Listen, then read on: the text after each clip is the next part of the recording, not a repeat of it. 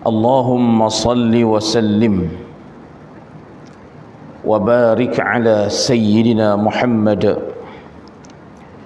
wa ala alihi wa ashabihi wa azwajihi wa dhurriyyatihi wa man da'a bi da'watihi wa man nahaja nahjahu ila yaumiddin. Amma ba'da. Tuan Imam dan seluruh muslimin, muslimat, mukminin, mukminat sidang jamaah yang dirahmati Allah Subhanahu wa taala sekalian.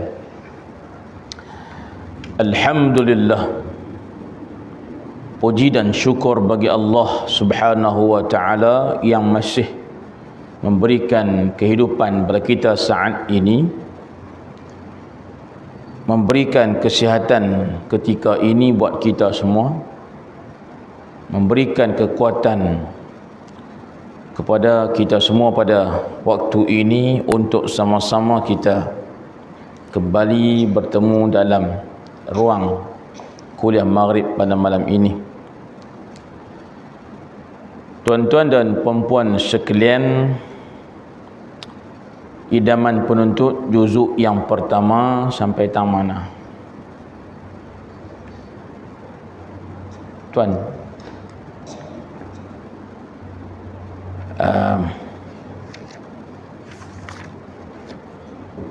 49. Nombor berapa? Aurat manusia, betul lah? Tuan-tuan dan puan-puan sekalian,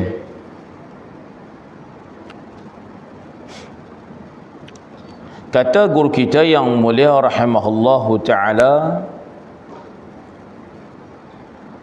wa nafa'ana bi'ulumihi wa barakatihi fid daraini amin. Katanya aurat manusia,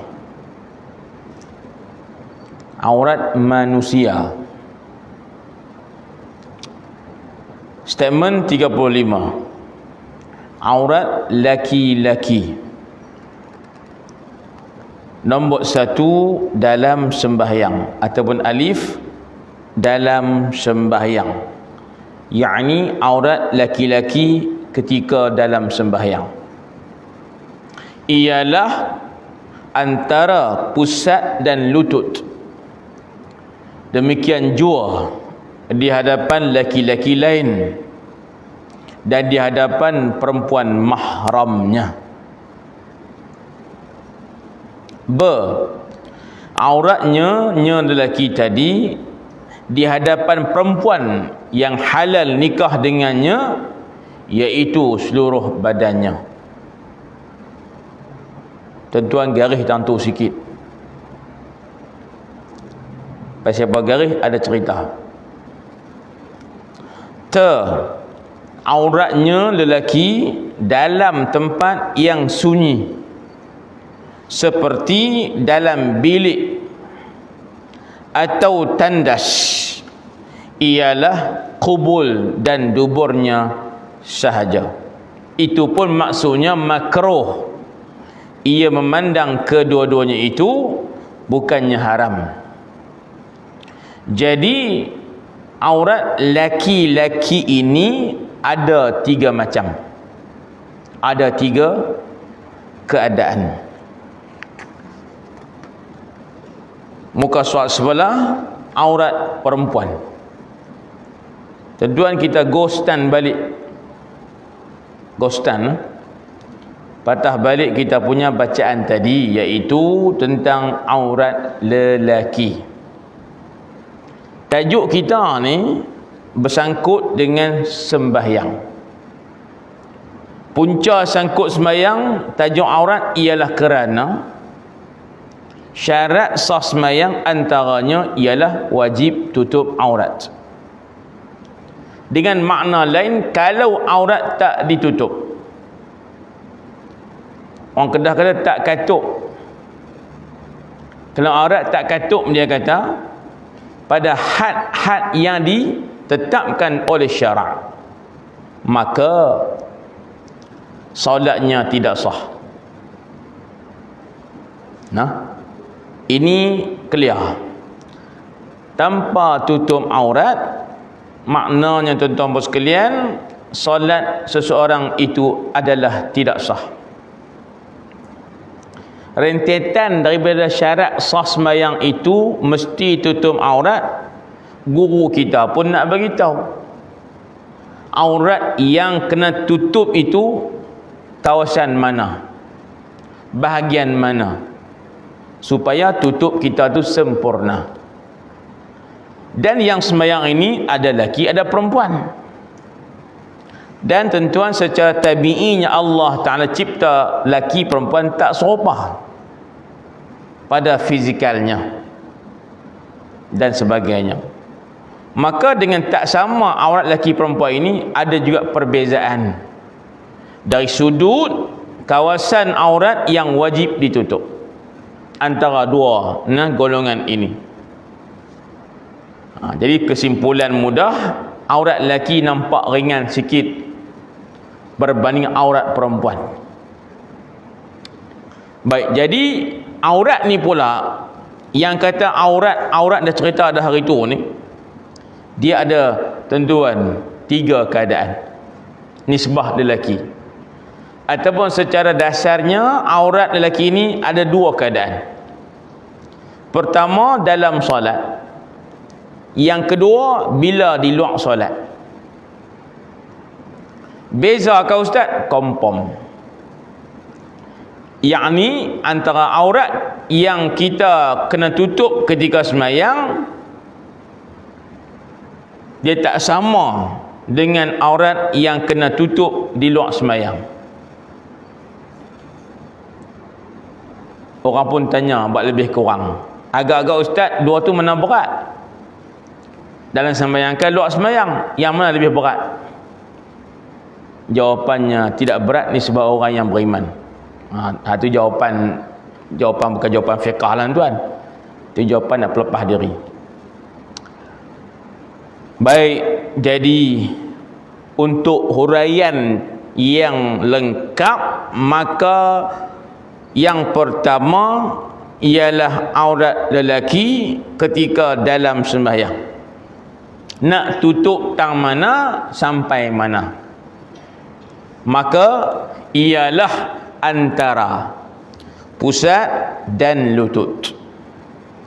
Tentuan bila sebut antara pusat dan lutut ni, faham ayat tu, auratnya ialah apa yang ada antara pusat dan lutut. Seolah-olahnya pusat bukan aurat, lutut pun bukan. Pasal apa kata lagu tu ustaz? Kerana kitab kata antara pusat dan lutut. Faham ke no? Bila sebut antara ni mana apa? Ma baina as-surrati wa baina tentuan ar-rakbati. Jadi orang faham dia pusat itu bukan aurat. Pada zahir betul, tapi ada satu kaedah yang kita kena campak sekali dalam tajuk aurat sembahyang lelaki ni, iaitu namanya muqaddimatul wajib. Tentuan yang dengar ni kaedah ini, ingat bagi elok, faham bagi elok, hadam bagi elok. Apa kaedahnya? Bunyinya ialah muqaddimatul wajibi. Itu dia punya konsepnya, muqaddimatu al-wajib. Ustaz, apa makna? Senang. Muqaddimah mana apa? Pendahuluan. Al-wajib, perkara yang wajib. Jadi maknanya tentuan, setiap yang wajib, jika tak dilakukan sesuatu yang sebelumnya, maka tak sempurna yang wajib tadi. Justru yang sebelumnya itu pun wajib juga. Faham kan? Atau kaedah yang lebih panjang bunyinya macam ni. Dengar tuan-tuan, dengar. Iaitu katanya ma la yatimul wajibu illa bihi fahuwa wajibun. Tuan-tuan, itu kaedah clear. Apa maknanya? Ma, setiap perkara, la, yang tidak, yatimmu, sempurna, al-wajibu, perkara wajib, illa, melainkan, bihi, dengan perkara tadi, fahuwa, maka perkara itu pun wajibun, turut wajib juga. Apa kaitan kaedah ni dengan tajuk aurat kita ni? Dengar bagi elok. Kalaupun yang sewajib asalnya aurat lelaki ketika solat antara pusat dan lutut, maknanya kalau pakai seluar penama seluar Hawaii. Seluar Hawaii dulu tuan-tuan, lah tak pernah ada dah. Pasal apa? PKP punya pasal. Nah, pantai orang tak pernah pergi dah, jadi Hawaii pun tak ada seluar. Dulu orang pakai seluar Hawaii. Nah, hak pakai tu labuh pakai lutut sikit tu. Dulu. Tuan-tuan. Maka kalau tuan-tuan tarik seluar tu pada bingkai atasnya, bawah pusat, nampak lubang pusat. Seluar tu tak bawah dia betul. Kemudian belah bawah pula, tuan-tuan sekalian, singkat tu nampak kepala lutut lagu tu. Ni tuan-tuan, ni kepala lutut, seluar lutut ni. Ini kepala lutut. Kalau ikut faham kitab dia, aurat lelaki ketika sembahyang antara pusat dan lutut, maka tadi salatnya seperti sah. Pasal apa ustaz? Antara pusat dan lutut. Maknanya pusat tak termasuk dalam aurat. Maknanya lutut tak masuk dalam aurat. Tuan-tuan, berhenti setakat tu je baca kita. Tuan-tuan mendengar sekali, tuan-tuan nak perut balik bila lagu tu. Esok subuh tuan bayang bekas nak Hawaii sungguh. Pasal apa? Dengar ustaz abang malam, aurat bukan penam pusat, lutut bukan aurat. Dengar bagi elok. Tuan-tuan, kita kalau pakai pakaian kain ke seluar ke, kita pakai sarung di badan kita, kita set betul-betul tepat bawah pusat. Tentu pakai seluar jerot ke, kain pelekat ke, tak kira. Seluar hak jubah tu ke, tuan-tuan pakai tu terai tengok. Letak betul-betul bawah pusat. Tuan-tuan rokok, sujud, rokok, sujud, rokok, sujud, diri pula. Agak-agak seluar tu nak duduk tangan tu kan, turun bawah sikit. Sila jawab. Kompom dia akan gelosok turun sikit. Maknanya akan nampak juga bahagian bawah pusat. Yang itu adalah aurat. Gelosok tak? Tuan-tuan biasa tak buat apa nama uji kaji? Tak biasa. Sekali saya. Maka tuan-tuan balik lagi try tengok, ambil seluar jerut ke, seluar yang agak-agak tak sendat sangat lah, kain pelekat ke, gulung cara biasa-biasa tu, tuan-tuan try rokok sujud, rokok sujud, rokoknya untuk berdiri, dia turun londah sikit. Baik, soalannya bagaimana kita nak jaga supaya antara pusat lutut terjamin tak terbuka daripada awal semayang sampailah habis semayang? Lagu mana cara dia? Jawapannya tutup bagi lebih sedikit. Tutup lebih sedikit itu tutup apa ustaz? Tutup atas yang kata antara pusat, tutup pusat tu, dan tutup kepala lutut tu. Pasal apa? Tuan-tuan pakai seluar Hawaii tadi yang parasnya atas kepala lutut, tuan-tuan rokok tengok, dia terangkat tak? Dia terangkat tak? Tuan jawab tak tahu, tak bisa pakai, dia pakai kain pelekat je. Bagus juga jawapan tu. Tapi secara tabi'inya, tuan-tuan kalau pakai seluar betul-betul atas kepala lutut ni, tuan-tuan pergi rokok, dia akan tarik sikit naik. Betul ke tak? Maknanya atas lutut akan ternganga. Atas kawasan lutut adalah aurat. Ternganga. Sebab apa? Seluar tu hanya sekadar paras lutut tadi. Justru macam mana cara supaya dia tak selak kawasan atas lutut ialah tutup bagi labuh sedikit. Maka nak tutup terang mana? Tutup lutut tu sekali. Bila tutup lutut sekali dan tutup pusat sekali, tuan-tuan, maka kalau tuan-tuan ada teloneh sikit pun dia tak akan nampak antara pusat dan lutut. Inilah yang dikatakan apa? Muqaddimatul wajibi. Kalaulah pusat itu ialah satu kawasan badan yang kalaulah yang tidak akan sempurna tutup aurat antara pusat dan lutut tanpa tutup pusat, maka tutup pusat itu pun jadi wajib. Kalau tak tutup lutut, maka tak sempurna tutup pusat, tutup aurat antara pusat dan lutut, melainkan dengan kena tutup lutut, maka ketika itu tutup lutut jadi wajib. Supaya ilmu ini tentuan tidak ada unsur percanggahan. Kata aurat sembahyang antara pusat lutut. Kenapa pusat kena tutup? Tujuan untuk sempurnakan kewajipan tutup aurat yang asal. Faham?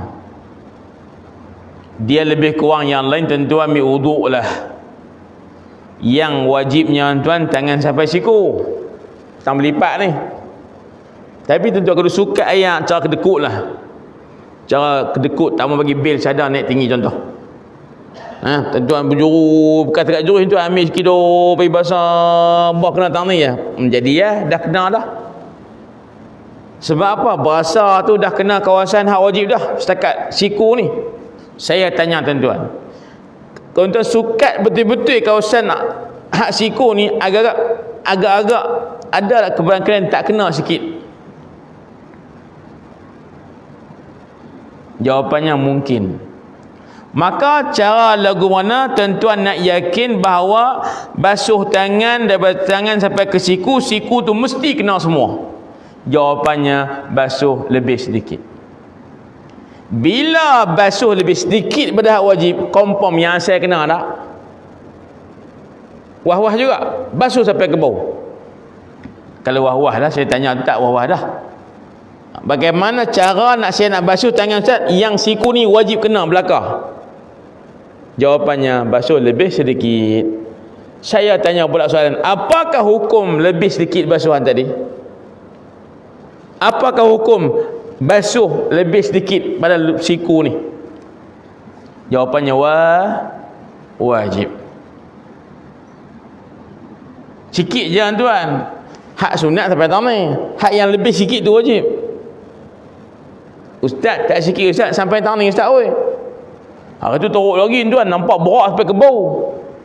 Tuan-tuan dia telajak. Dari segi fiqahnya, bab wajib basuh lebih sedikit maknanya lebih kadar wajib tu. Tujuannya supaya yang wajib asal confirm kena belakang. Jadi itu contoh kepada muqaddimatul wajibi. Demikianlah kepahaman kita terhadap aurat lelaki dalam solat ialah kawasan anggota antara pusat dan lutut asalnya. Untuk supaya tak terselak kawasan tadi baik atas dan bawah, maka ditutup lebih sedikit, iaitulah kawasan keliling yang sama dengan aurat, sama dengan pusat. Bila tutup pusat, terjamin bawah pusat tak akan nampak. Clear? Muqaddimatul wajib.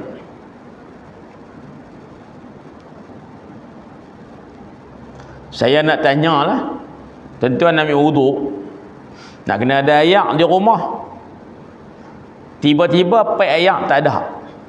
Ayak paip tak ada, paip ayak tak ada, tuan-tuan, tu benda yang berbeza tapi lebih kurang lah. Kesimpulannya ayak tak ada. Tapi ada ayak telaga. Musim timur tuan, ayak di bawah, ayak di bawah dia kering. Tuan-tuan, ayak ada tapi di bawah Baik, masuk waktu sembahyang. Tuan-tuan tengok dalam kolah ayak tak ada. Tengok lantung ayak tak, bini malah dia kata. Pasien tu. Tak pasal tuan. Ayak tong tak ada, dia bini dia malah. Nah, hak sebenarnya dia nak ambil sembahyang. Dia nak ambil telaga tuan, telaga dalam. Baik, saya tanya tuan sekalian, ayak tu ada, nampak ni, tuan nampak ayak tu.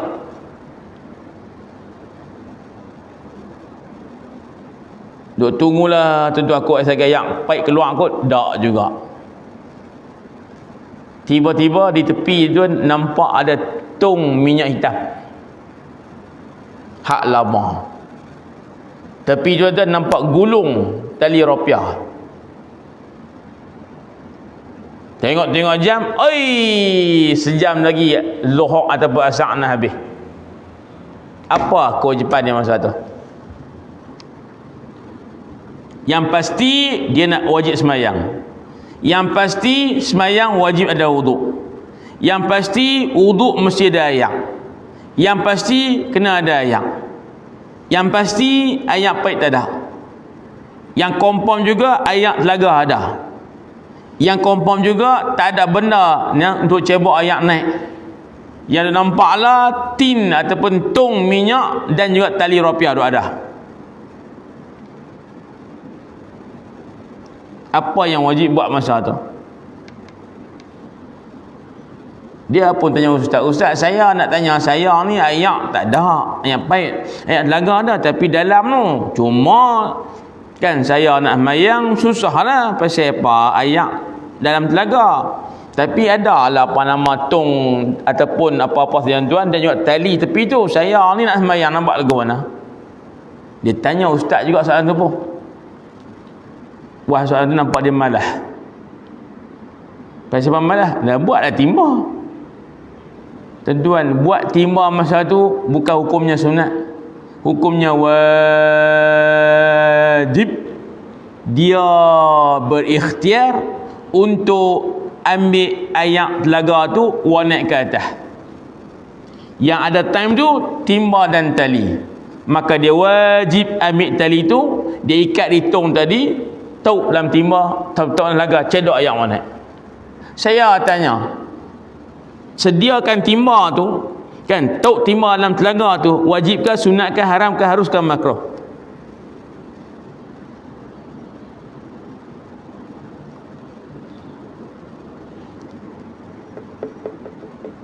Tuan ada buat action lah, tak main telaga lama dia kata, kami nak baik-baik lah. Tuan buat action aku tu lah, tak apalah, kita imbau kenangan lama dulu ni. Nah, saya umur saya ni biasa juga tuan, duduk telaga daripada main ayak telaga lah. Ayak dia panggil dulu ayak JKR, buh pasang kan, lepas tu ayak sadar lah. Tuan tak lama mana.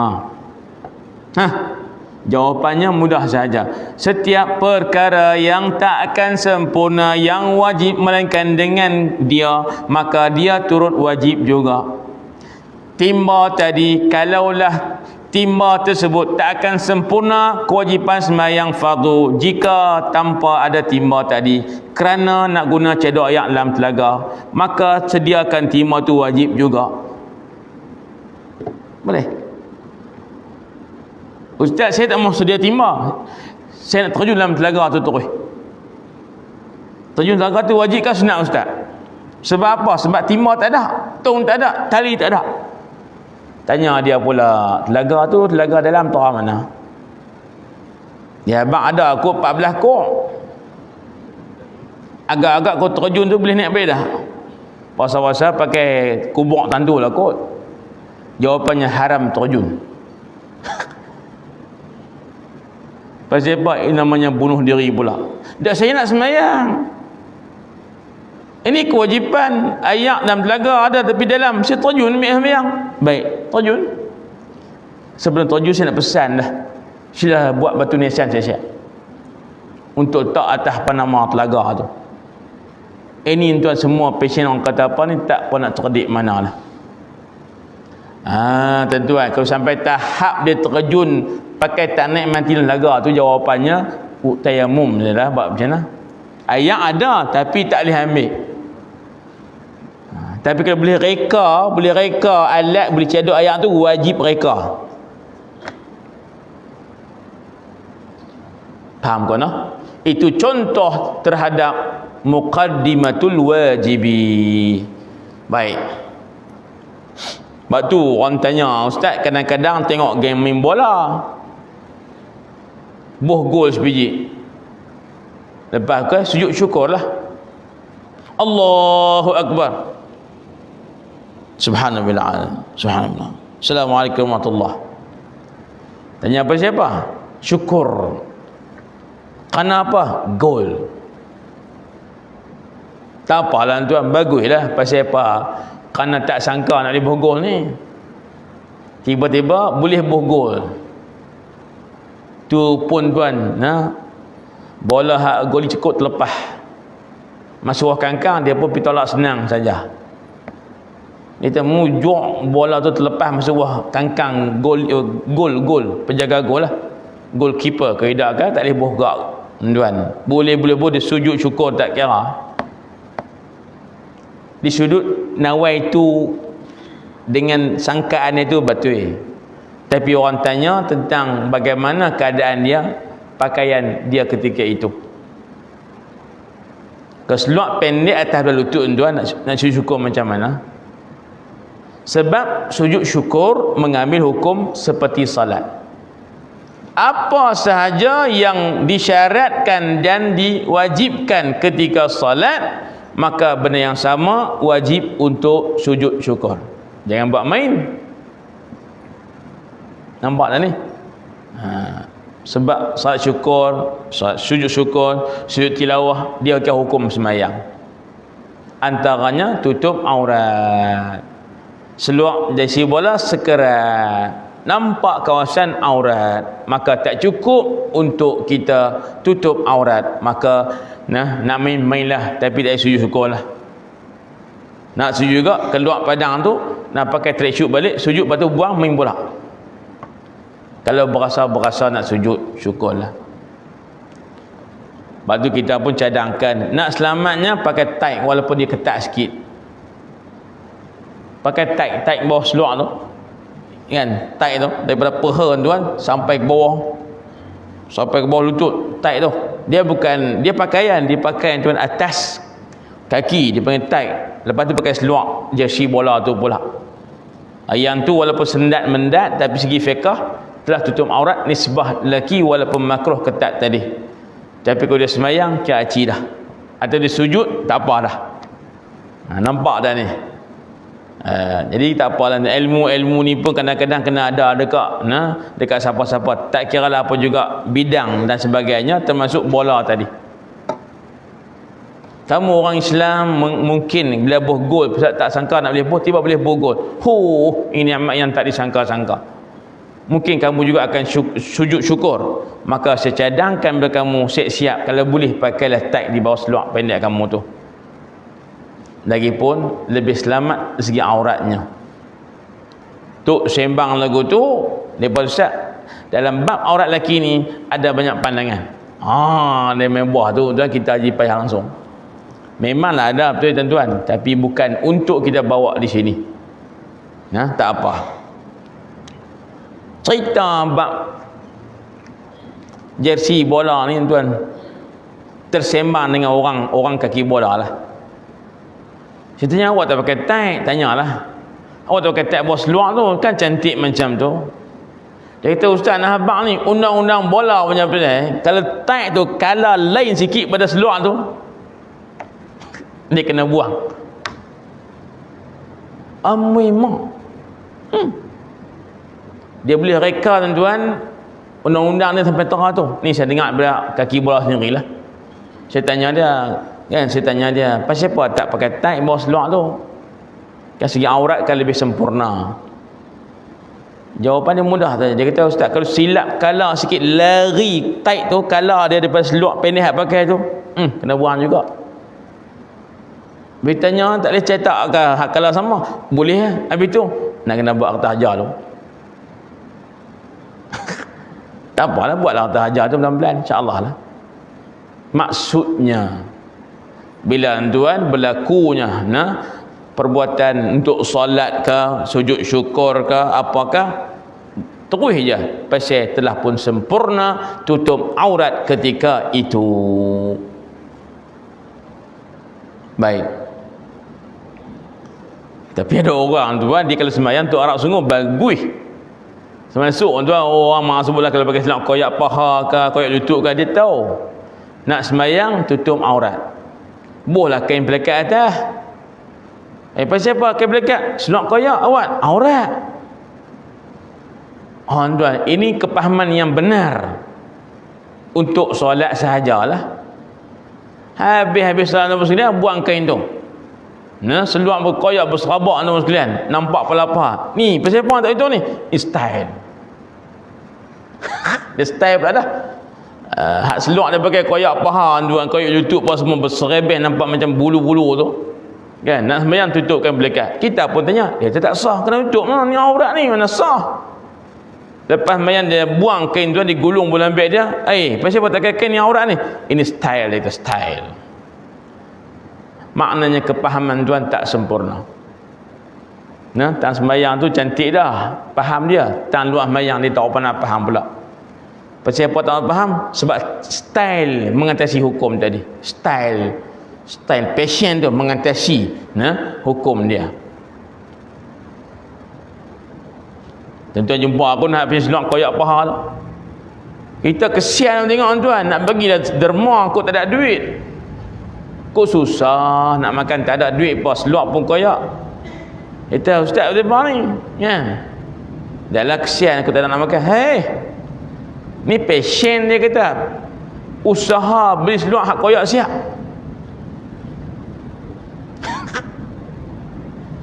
Duk teringat ada zaman dulu lah ada juga tuan beli selak baru ni. Selak baru yang cantik sempurna tuan. Dia bigunting pula. Passion punya pasal. Tak apalah tuan, bukan tak apa lagu mana. Nak abang kata contoh tu, dia hanya faham sekerat tapi tidak faham tu banyak kerat. Faham sekerat aja tapi banyak kerat yang dia tak faham. Macam orang puan tu dah ni. Orang puan Allah. Nak semayang kau awak telekung. Ambil wuduk pun main kan dulu apa sekalian. Tudung pun sakut tak pokok lah. Pasal apa nak ambil wuduk ni? Tak kira siapa lalu kot tu, belakang, depan, belakang, tak kira. No. Tiba-tiba tuan sekalian nak semayang pun telekung, tutup elok je.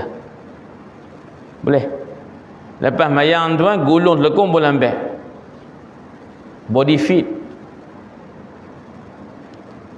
Tu ada kayuh gerak memang semua lah, bukan semua. Ada kayuh gerak tuan. Dia trend kayuh gerak ni. Dia tak lama hak gantung atas halang pun ada dah. Tapi ada terus lagi istiqamah pun ada jugalah. Cuma nak habaq kata hak duk pakai seluar macam-macam. Orang lelaki okey lah tuan, orang perempuan. Dia pun kata kalau pakai hak logak-logak ustaz, angin dia tepuk ni, dia bila kayuh tak laju. Tambah angin timur tu kita duk kayuh, angin main spark depan, kain seluar tu kembang. Kayuh jadi berat. Dia gon tak mana lajak elok. Tu yang pakai sendal tuan. Itu adalah buka aurat di sebuah perempuan. Nak semayang singgah arena atau singgah tandangan utama mana, buka telekung. Tanya apa siapa? Tutup aurat. Wahai semayang pakai lagu tu besar dah. Tuan-tuan, yang luar semayang itu yang paling berat nisbah wanita. Tak, saya bukan cerita bab sangat, nak cerita kepahaman tu tak sempurna. Tentang aurat di sudut tutup dia tu dalam semayang dan luar semayang. Selesai. Demikian juga pusat atau aurat lelaki antara pusat dan lutut itu bila di hadapan laki-laki lain dan di hadapan perempuan mahramnya. Beringat duk di rumah tuan-tuan, kadang-kadang musim panas timur ni tuan-tuan, aircon pula karan tak ada. Ada berkipas tuan-tuan, tak mana hidup. Dia rasa ada panas, dia pecat buang habis. Balik pejabat tu londes long sleeve dia tu. Baju je buang habis dengan batai dia buang sangkut. Baju jumpa goda buang, panas dia kata, buang habis. Dah tinggal spender saja. Dia panggil underwear. Underwear maknanya pakaian jaga bawah. Underwear. Tak apalah tuan. Duduk di rumah. Bini pun serubah juga, ikut lelaki saja. Bini pun ikut perangai lelaki. Dia tak apa kot lelaki bini. Lelaki bini semua tak ada apa. Lelaki bini tuan, dua orang ni tak ada aurat antara mereka. Tak pakai apa pun tak apa, dogway pun tak apa. Tapi kalau ada anak-anak di rumah, hukum telah berubah. Walaupun anak kita, tuan-tuan, mahram kita, anak perempuan tu mahram kita, kita di rumah tuan, aurat pak dengan anak masa tu adalah antara pusat dan lutut juga. Ini qaul mu'tamad mazhab Syafi'i. Maknanya kalau pak di rumah pakai sepeda, ada anak perempuan yang telah akil balik, dianggap buka aurat ketika itu. Dua beranak bukan ada apa, dua beranak takkan ada apa-apa kot, dua beranak takkan tak boleh kot. Memang tak boleh. Sebab sejarah tuan-tuan sekalian, ada istilah namanya haruan makan anak. Faham ni? Dan lebih berat ada anak haruan pergi lompat makan katak wadah. Itu dia terbalik pukang. Tuan-tuan tak faham, bagi tahu. Tercerita kot belakang apa maksud pula anak haruan pula bila lompat makan katak dikai. Pasal apa? Pasal aurat terdedah. Ni tuan-tuan,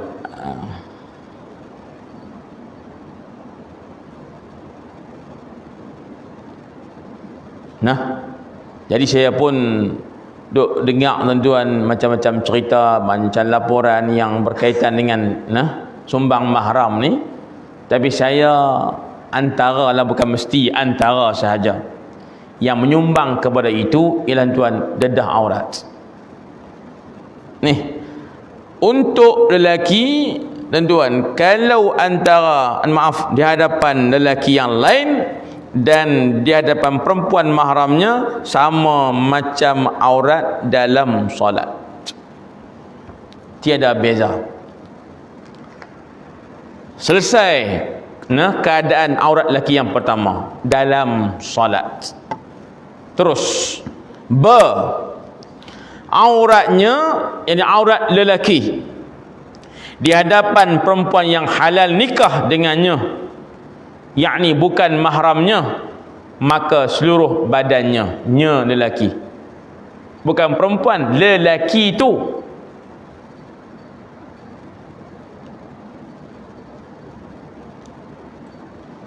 Tuan-tuan, ini kita terdedah setiap masa.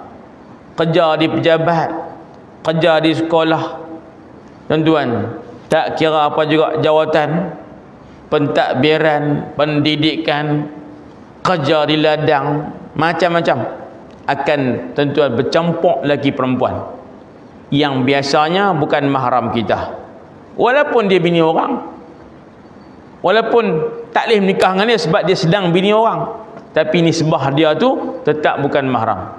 Buktinya kalau lelaki dia mati boleh menikah tak?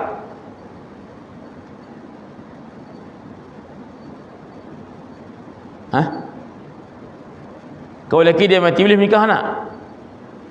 Habang kata bukan mahram ni ialah orang yang kita halal nikah dengan dia. Ustaz, saya tak boleh menikah dengan dia sebab dia sedang bini orang. Mana boleh nikah bini orang? Saya pun tahu. Tapi kalau lelaki dia mati boleh menikah tak? Jawapan betulnya bolehlah menikah, pasal dia bukan mahram kita. Jawapan yang tak betulnya boleh menikah jika disetujulah. Dia tak setuju tak menikah juga kita. Itu jawapan melawak. Tapi nak habaq kata, apabila tuan-tuan sekalian, kita ni lelaki depan kita atau yang nampak kita dengan mata kepala dia, perempuan yang halal kita menikah, walaupun masa tu tak boleh menikah dengan dia, maka ialah seluruh badan kita kena tutup. Seluruh badan dia orang pun tanya, muka sekali kah? Rambut sekali kah? Kepala sekali kah? Jawapannya tidak. Tuan-tuan, badan daripada tengkok ni sampailah kepada tuan-tuan bawah betis sedikit dan sampai ke pergelangan tangan ni. Ikut mazhab yang mu'tamad. Ikut mazhab yang mu'tamad, mazhab Syafi'i, seluruh badan lelaki ialah aurat. Pendapat kedua kata pusat dan lutut. Sebut juga tuan-tuan, supaya nampak ada pendapat lain, nampak dia tak kasar sangat.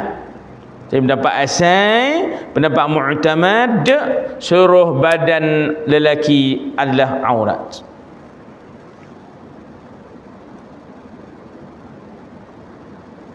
Payah ke anak abang ni noh. Pasal apa payah? Dalam kehidupan harian kita, hak jadi lagu lain. Hak jadi tu lagu lain. Ada kawan kita ni, dia mudah sikit. Dia passion badan panas dia. Panas dia. Maksud panas dia tuan, dia ni suka tak pakai baju. Kadang-kadang orang main rumah, kadang-kadang orang perempuan main rumah, kan dia duduk meniaga apa-apa lah lebih kurang. Main kedai ke apa kan tuan, dia pakai singlet tu. Kadang-kadang. Pasal apa ni? Panas dah panas. Mula timur orang panas semua.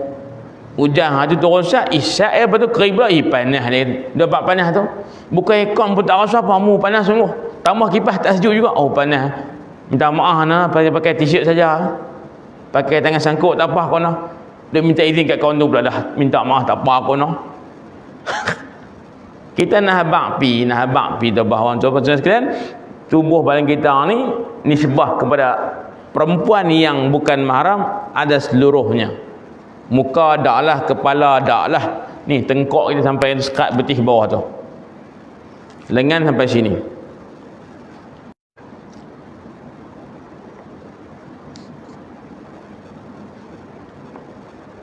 Biasa kata lagu tu tahu fikir banyak. Oi ustaz, banyak ke orang pakai pi duk main sukan ke apa pakai shirt tangan pendek saja? Contoh. Kadang-kadang bukan orang biasa. Syekh-syekh kita ke ustaz-ustaz kita ada pendapat lain. Nah, dalam mazhab Syafi'i juga. Tapi yang muktamad itu.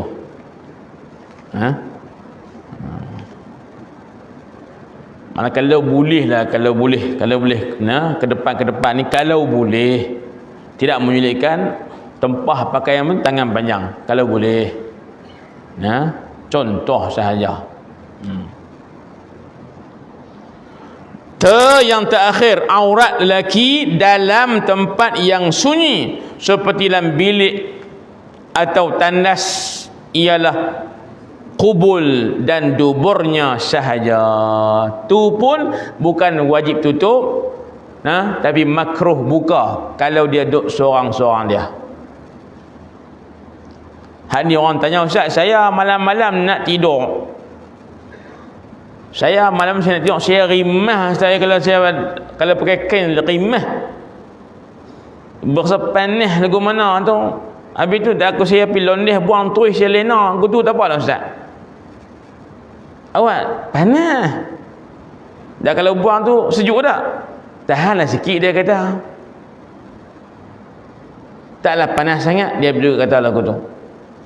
Jadi apa soalannya? Dah habis saya duduk seorang-seorang saya, dalam bilik tidur saya, dalam tandas rumah saya, atau dalam rumah saya seorang-seorang saya tak pakai patuih. Kira haram tak buka aurat? Jawapannya tidak. Kitab ni baca bergelok. Kubul dan dubur aurat bila duduk seorang-seorang dalam bilik seorang-seorang. Nisbah kepada hukumnya makruh dibuka, bukan haram dibuka. Maknanya eloknya kau tidak seorang pun bolehlah tentu sekepin underwear tu. Paling pun tak ada, kalau panas sangat tentu underwear pun tak ada, kain belekan ni gulung-gulung tuan-tuan kan, kangkang pi pegang centum bawah, tarik naik ke atas, boh celah belakang, macam orang benang belah-belah Bombay tu pakai tu. Dahlah dia duduk seorang dia, apa kerjanya? Haram dah, tapi dia panggil sunnahnya begitu. Ustaz, saya bukan seorang. Habis tu dengan bini saya, kok mana pula? Dia tanya, dia rajin tanya. Dia tanya, ustaz kata, kau duduk seorang dalam bilik, kita ni elok tutup walaupun underwear saja. Betul. Kalau buka terus makruh, betul. Kalau seorang kau ustaz kan, betul. Ustaz kau sayang bini saya lagu mana? Tak pakai apa pun tak apa. Kalau dengan bini pun tahu wajib tutup aurat juga. Mak sebut saya melawak tu dengan mak saya nah. Pakai tak beranak. Duk dengan bini kena pakai cawat agak, tak boleh buka aurat kan tuan. Pakai tak ada keturunan manusia. Hak tengah-tengah tu sambung negeri saya buat cerita hujung lah. Nah, pakai tak beranak lah. Pasal apa? Pasal dia tabi'inya tak lagu tu. Maka tuan sekalian, laki bini depa dua sahaja, tidak ada aurat kata orang. Kalau depa duk dua, depa berdua sahaja, maka tidak ada aurat yang wajib ditutup. Tuan-tuan, saya pun teringat dan kawan kita bila dia mengajak, dia buat contoh ni, kadang-kadang dia ekstrim sedikit. Berbalik kepada wajib taat kepada laki bini, wajib isteri taat pada laki. Tiba-tiba laki nombor sekian dia kata kat bini dia, hang telanjang sat. Cerita ni dia hanya dua sahaja dalam rumah tu. Nah, sebab apa? Anak semua tak ada duduk rumah masing-masing. Sebab apa? Depa betul dah umur 80 dah. Laki 80, bini 75. Saya buat contoh saja lah. Tiba-tiba laki ni dia main panggil hak muda-muda ni. Nah, dia kata hang, nah, try telanjang tengok. Apa hukum ketika itu? Sila jawab.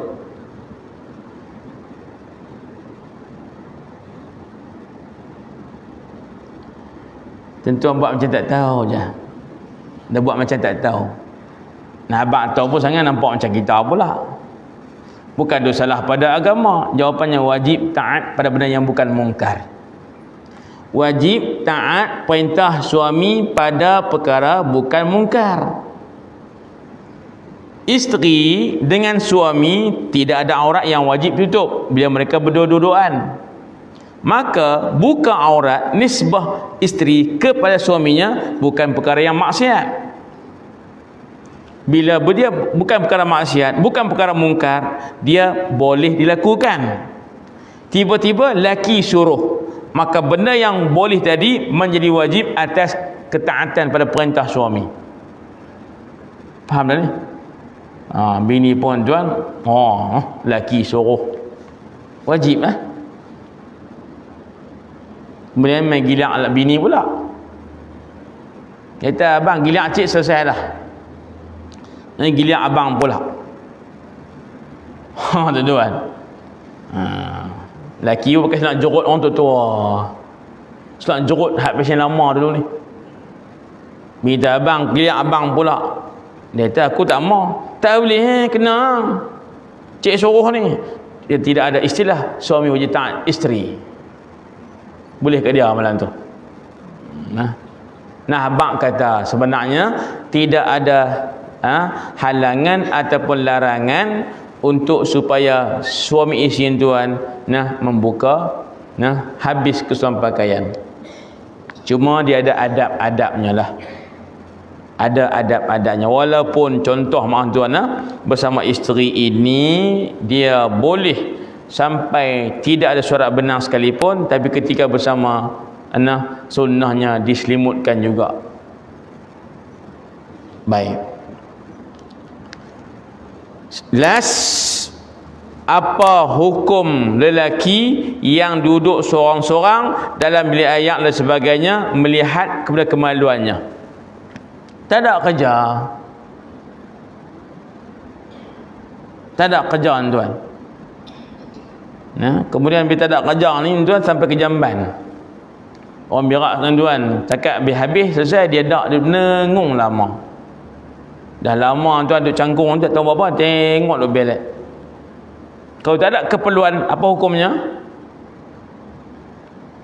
Kalau tidak ada keperluan, apa hukum tuan dia tengok kemaluan dia sendiri? Makruh. Maksud makruh ni Kalau tinggal dapat pahala, kalau buat juga tiada dosa. Tuan-tuan. Baik. Sebab itu antara yang dimakruhkan juga bila kita qada hajat melihat kepada kemaluan. Antara yang makruh juga melihat pada najis yang keluar. Tak ada kerja belakang. Nah, tuan-tuan, tak boleh. Baik.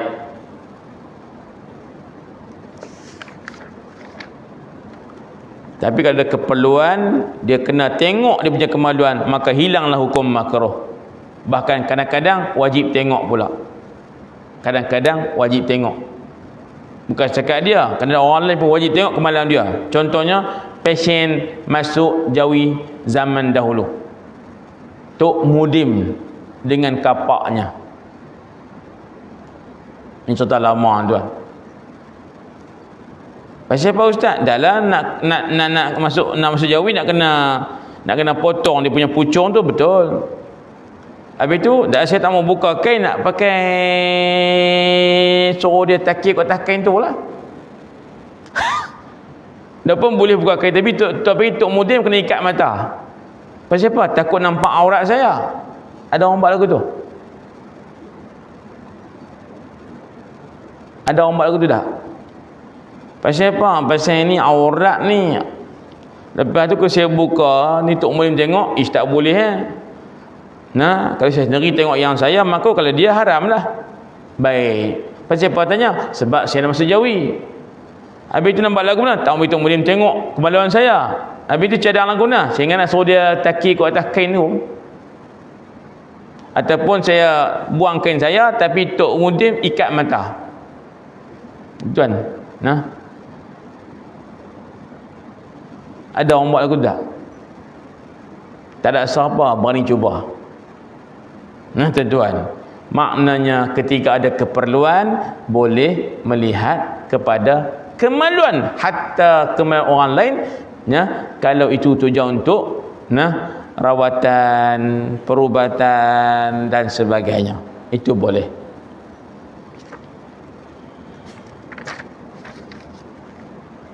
Baik, tuan-tuan sekalian, muka surat 50, aurat perempuan. InsyaAllah untuk yang ni tersambung bulan depan lah. Tertangguh dulu insyaAllah. Bertemu semula pada bulan hadapan dengan fasal yang baru, aurat perempuan ketika semayang dan ketika di luar semayang. Satu perkongsian soalan yang orang tanya dekat kita baru-baru ni lah. Saya sebut tempat ni, saya ulang lagi.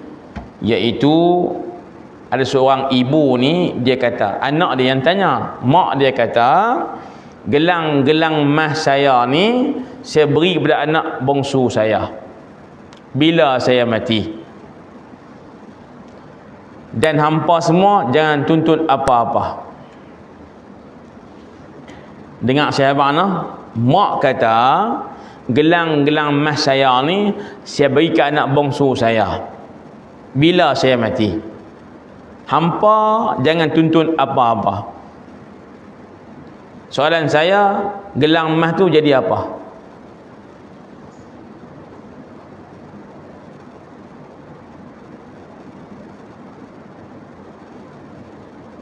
Apa jawapannya? Yang betul lah. Gelang emas tu jadi apa? Bila mak dia kata, gelang emas saya berikan anak bongsu saya bila saya mati. Dan hampa jangan tuntut apa-apa.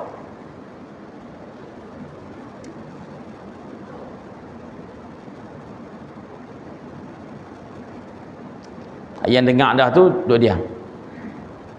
Jangan melawak je. Ingat dia jawab pula, jawab kan betul dah dengar dah. Pula tu melangkah mai dulu saja. Jangan melawak ya. Baik-baik.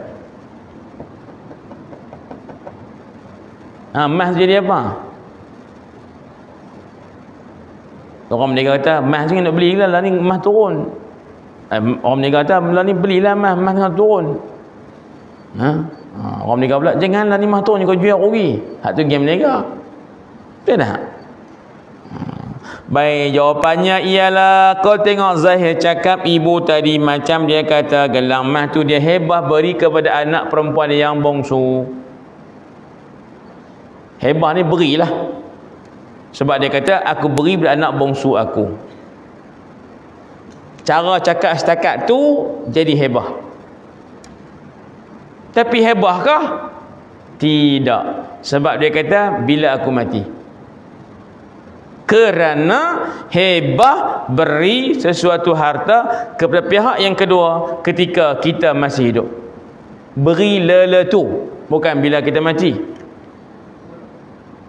Nah, jadi hak dia kata saya beri gelang emas kepada anak bongsu saya bila mati, tak jadi hebah.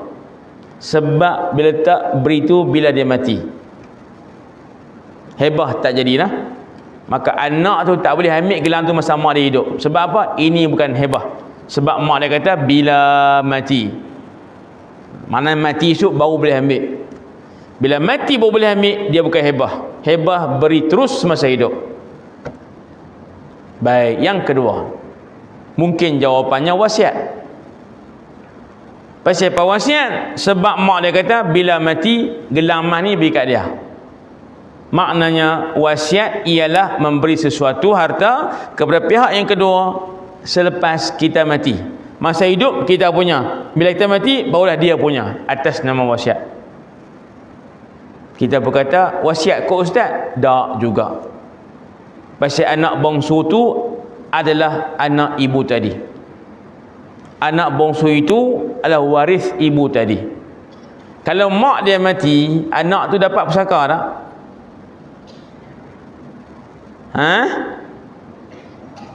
Kalau mak mati, anak dapat pusaka tak? Confirm dapat, sebab dia waris. Maka tak jadi wasiat. Kerana apa? Tak boleh wasiat kepada waris. La wasiyata liwarithin. Tak ada istilah wasiat untuk waris. Maka kesimpulan soalan tadi, gelang emas tersebut menjadi harta pusaka.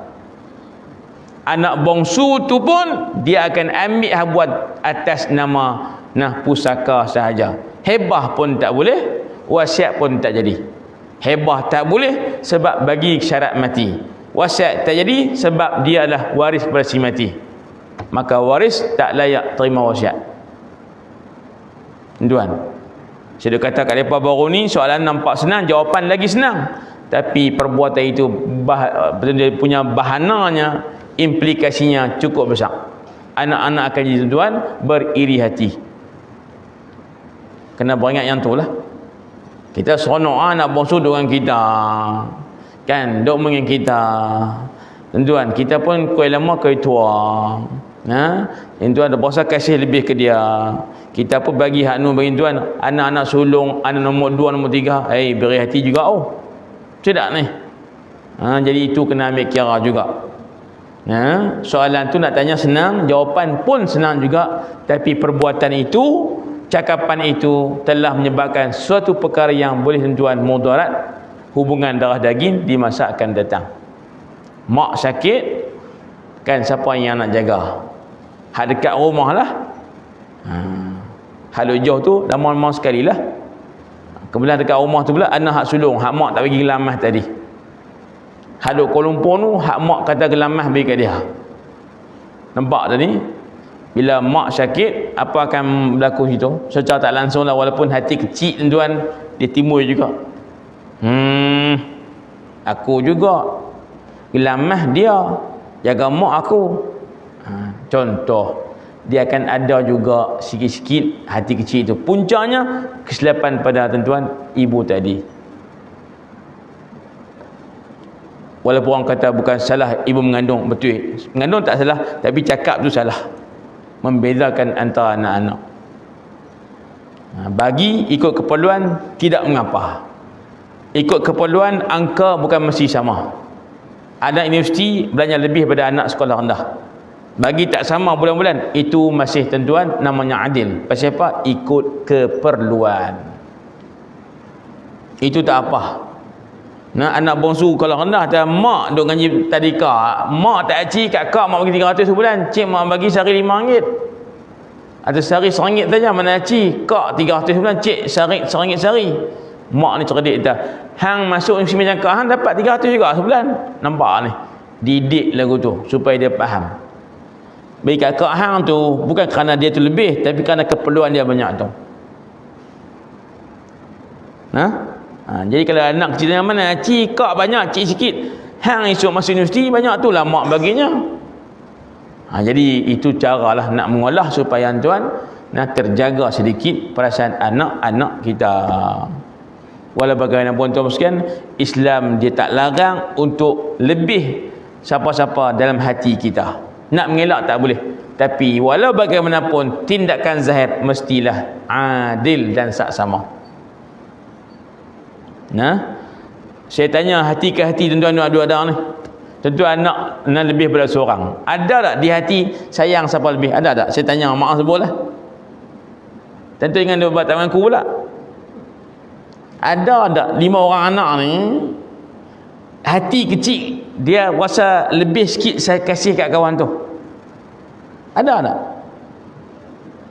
Tentu nak mengaku tak berani. Jawapannya confirm ada. Tapi salah tak? Tak salah. Yang salahnya berlebih-lebih ketika pemberian nafkah zahir. Hati kita lebih siapa-siapa Allah tak ambil kira. Itu kecenderungan. Tapi mesti kontrol cenderung hati itu, jangan diterjemah dalam perbuatan zahir. Itu salah. Faham kau noh? Tuan-tuan bini ada 2-3, contoh ada 4 bini, tuan mestilah tuan sayang hak tua. Hak muda ni kurang sikit. Dah hati kita tu. Mestilah hati kita sayang yang tua lebih pada hak muda. Harap contoh ni betul lah. Ada 4 bini, mesti tuan hati dia lebih sayang hak tua. Sebab dia duduk lama dengan kita. Hak muda tu baru sangat je, tak ada nak sayang lebih lagi. Tapi segi pemberian nafkah zahir mesti adil. Tak boleh lebih-lebih. Allah Ta'ala maafkan apa yang terlintas di hati kita, tuan-tuan, dan tak dimaafkan apa yang disengajakan atas perbuatan zahir kita. Wallahu subhanahu wa ta'ala a'la wa a'lamu bis-shawab. Alhamdulillah. Wassalatu wassalamu ala Rasulillah wa ala alihi wa sahbihi wa man walah. اللهم ارزقنا فهم النبي وحفظ المرسل وإلهام الملائكة المقربين. ربنا آتنا في الدنيا حسنة وفي الآخرة حسنة وقنا عذاب النار والحمد لله رب العالمين.